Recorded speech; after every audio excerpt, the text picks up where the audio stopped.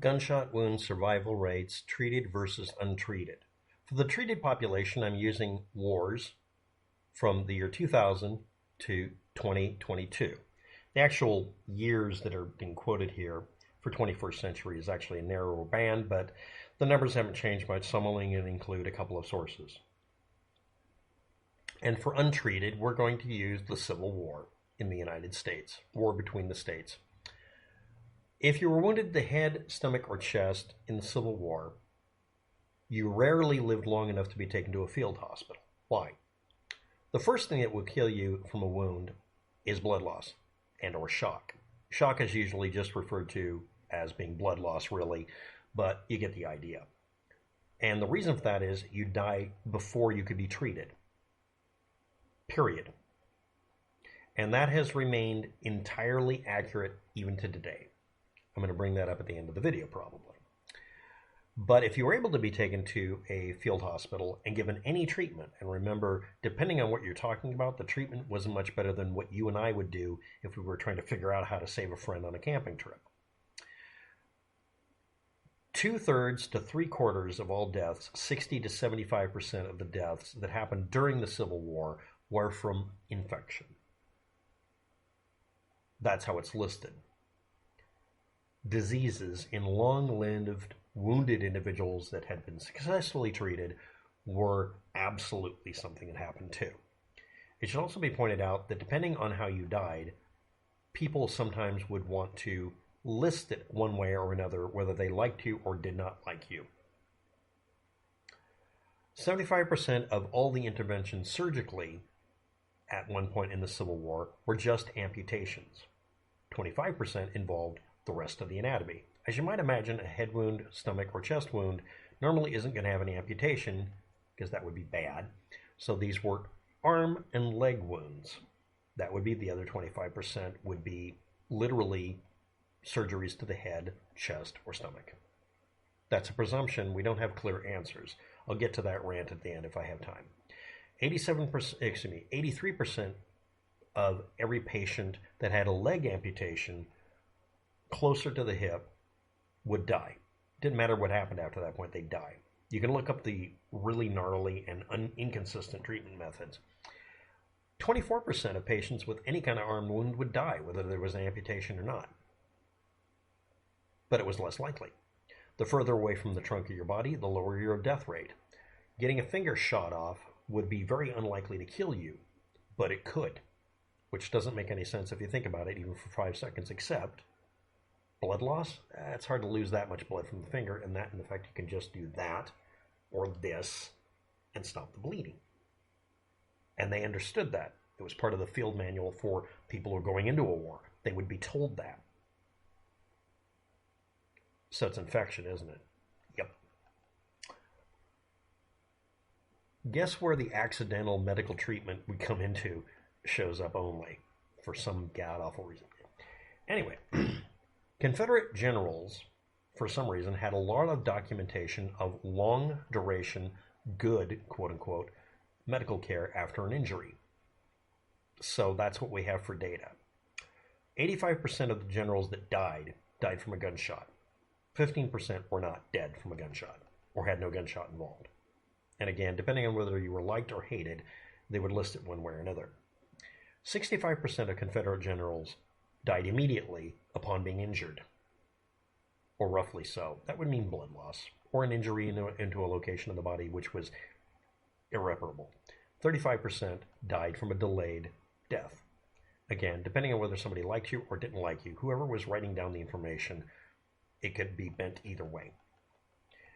Almost 70% of 21st century war injuries, that's from year 2000 to today's date, are penetrative wounds. This could be shrapnel, an injury from falling on something sharp, all sorts of things.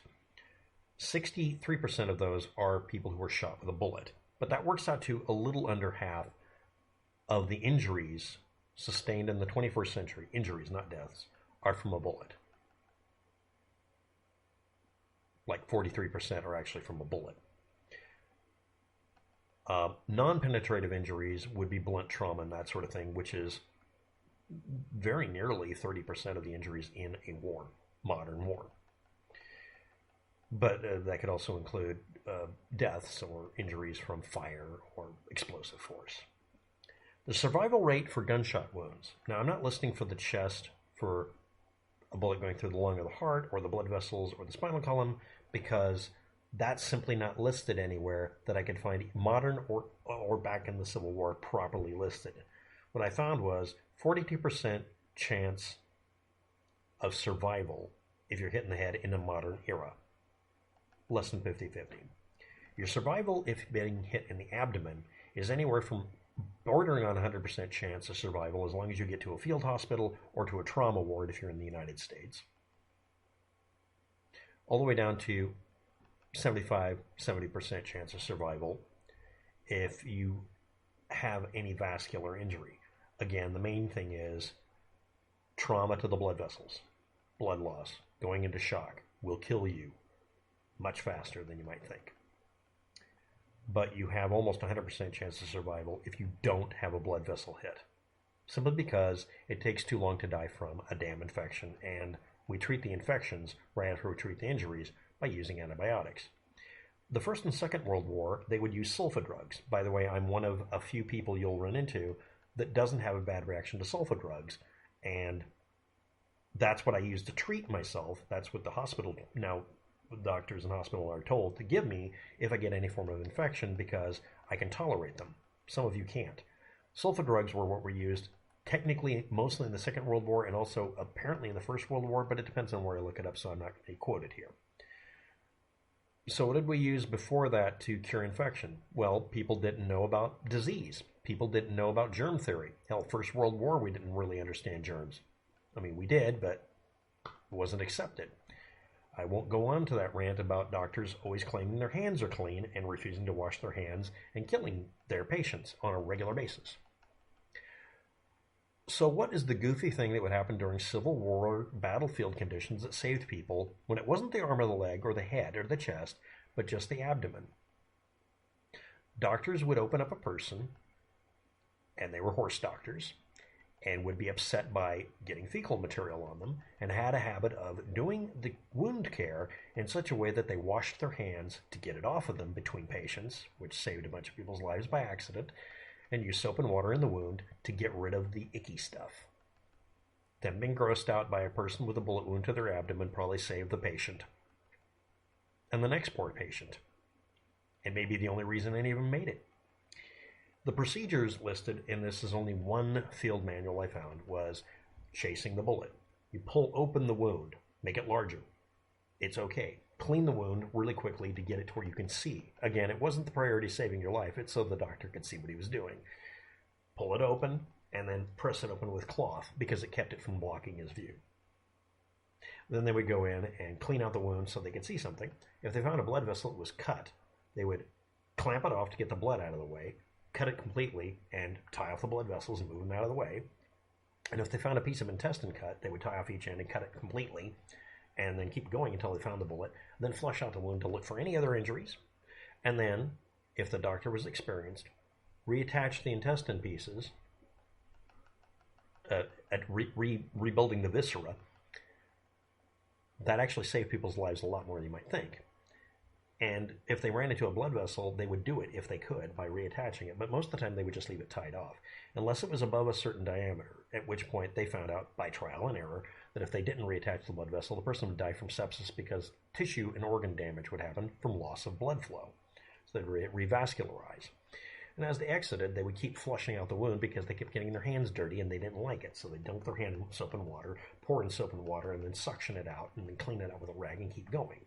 They'd apply pressure at every blood vessel, and in some cases heat up a metal bit and sear shut every single bleeder because it was blocking their view. Well, I'm not doing that because I'm trying to save your life. I'm not giving you soap and water treatment, which is a really lousy but at least functional way of killing off bacteria.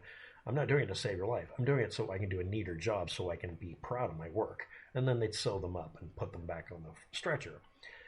And it would increase the life expectancy from being, well, I'll tell you what the death rate from sepsis is in a modern medical situation in a minute.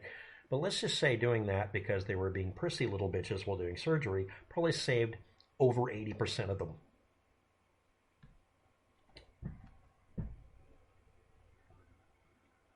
So anyway, What's the percentage of surface area you're likely to have hit probability on for hitting various organs in the abdomen?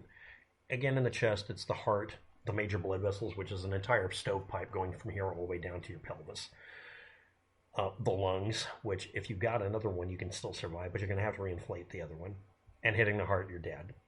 We're ignoring those because, again, they didn't even really, what were they going to do to treat it? Well, they did treat it. They didn't clean out the wound, but they would reinflate your lung because they figured out once the lung healed enough, they could reinflate it by opening up the wound to your chest and gassing it out. They learned that by dealing with horses.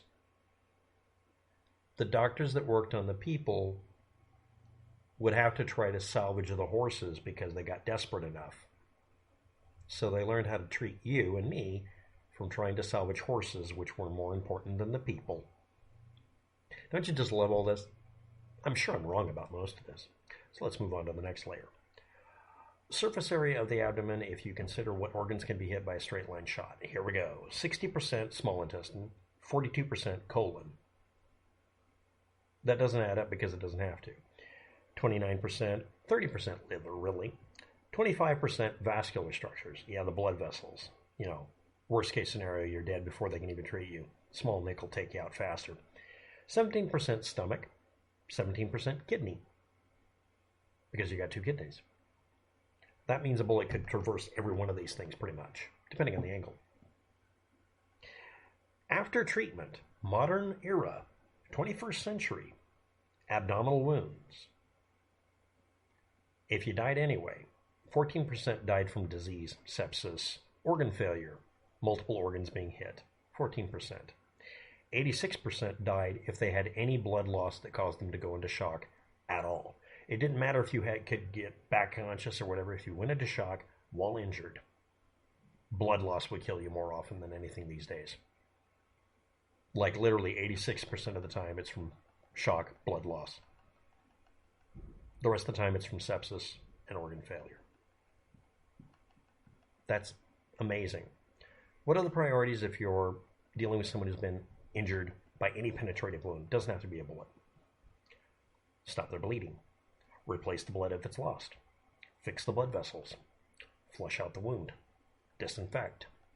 Sew everything back together again. Flush it out again. Make sure they're not bleeding anymore. Keep them stabilized for a lot longer than you think they need to be. And give them antibiotics. Or be a field doctor in Civil War and accidentally heal people because you're being squeamish and just clean the wound. The death rate from being hit in the arm was very low, leg more, and it was worse as you got closer to the trunk of the body. And most of the people died from sepsis. Well, that's what you hear about the Second World War. But the real thing that killed them, because they didn't want to count those numbers the same way, was losing blood pressure and dying from a bullet wound to the blood vessels in the abdomen, chest, or head. A small wound here can kill you faster than a full shot right through the skull. It should also be pointed out, modern weapons are usually smaller bore, smaller diameter. They usually go straight through a person. In modern warfare, that's the way it's done. So the death rate's actually much lower just because you're wounded to the point you're disabled, but not wounded enough that you'll die. That's why we have a lot of wounded warriors on this planet and not as many graves. So, the rant. Looking this up, I find people putting up dissertations on politics and stuff. Modern interpretations of history diverging from me finding this information that may be valuable, which is put pressure on the wound and get them to a hospital where they can be treated completely. That's the entire answer these days. There's no other answer.